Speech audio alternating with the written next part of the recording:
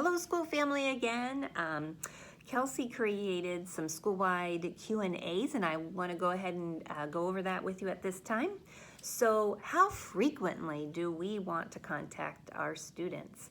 We as a school-based leadership team decided that, some minimal expectations around that. And so we feel that teachers will need to create a conference schedule for their homeroom class where they'll reach out to 5 or 6 kiddos a day. And Andrea is going to send out a scheduled template that we'll expect for you to complete. That's one of your deliverables to upload in SharePoint by the end of the day Monday when you have your virtual planning day.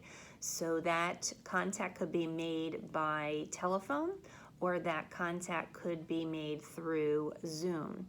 We do want to let you know that there is, I'm not sure if I really stressed that enough in the last video, but it's called Google Voice. It's an app that we're going to ask that you all download on your phone. I've already tried it. Kelsey's already tried it. And what it does is it basically gives you a fake phone number. And so when you're calling the families, they're going to be, it's from your own phone, but it's a different number showing up on their end. And so if you could please set that up, and then there's a form that Andrea is going to be sending to you where you'll actually type in your phone number so that if a parent is asking a way to contact, let's say, Mrs. Guerreri, we're not going to give Mrs. Guerreri's real phone number out. We're going to give her the Google number so that that will come through that. Something new. We're learning and growing. All right. What do we do with students who aren't participating in learning? I kind of hit upon that already, but teachers, you need to monitor the attendance of all your kids. The district's also going to be monitoring it, but that's where you want to reach out to the members of the school intervention team as well as other support staff members here to help you get in touch with those families. Are we asking teachers to contact families to see if they have devices? So no. We're going to really be the ones to take care of that. So Christine and Kelsey will be the leads on devices, and they are the ones you're going to want to send any parents forwarding that there's questions or anything that they need help with their devices. I don't want you all to be bogged down with that. So just let you remember, Christine and Kelsey are going to be taking the lead with that, and we are making a plan right now for devices to go out on Monday, and you may have already gotten a school call today from Andrea asking our parents to fill out forms to get an idea of how many devices we're going to need to send out. And if you're just worried about our computers, they are sharing with me that money is going to be given in order to replace our computers. So, we'll see in time what happens with that. When are we meeting as a PLC? Our PLC time, so we are going to do 1 hour. The PLC time is going to remain the same as I said. We are going to ask the support facilitators to be present as much as possible. If someone can't make that meeting time, we'll make sure you fill them in just as if you had been absent before. But we do want you to give full, effort to be at those weekly meetings, as those are going to be important to stay connected.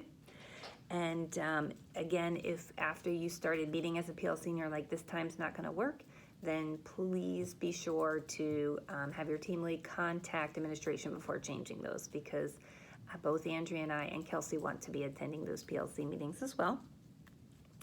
And then I hit already, it says, what are we doing for meetings? I already hit that. So the school-based leadership team actually is going to meet weekly on Mondays from 8:30 to 9:15, with that starting this coming Monday. The SIT team is going to still meet Thursday from 8:30 to 9:15. The first staff meeting, but I'll send an invite for that, it's Friday, April 3rd, and then we're going to do every other Friday after that if we're going to continue with this. And CDAT and social climate meetings will meet April 1st, Wednesday. We'll start there, and the SOARS meeting is going to be right after the CDAT meeting, as I mentioned before. So I'll be sending calendar invites out for all of that.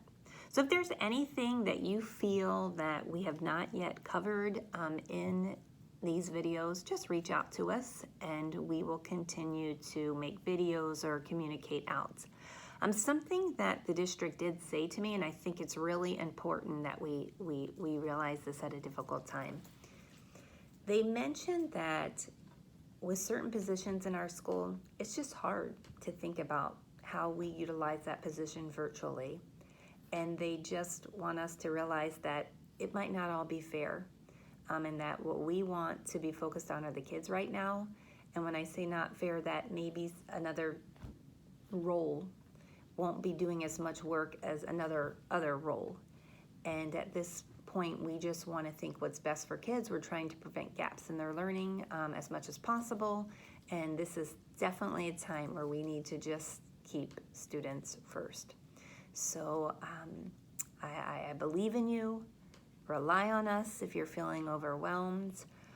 Think of this as an opportunity to build our skill sets in order to build for blended learning at our school in the future. Thank you for being a part of our school family. Wishing you well.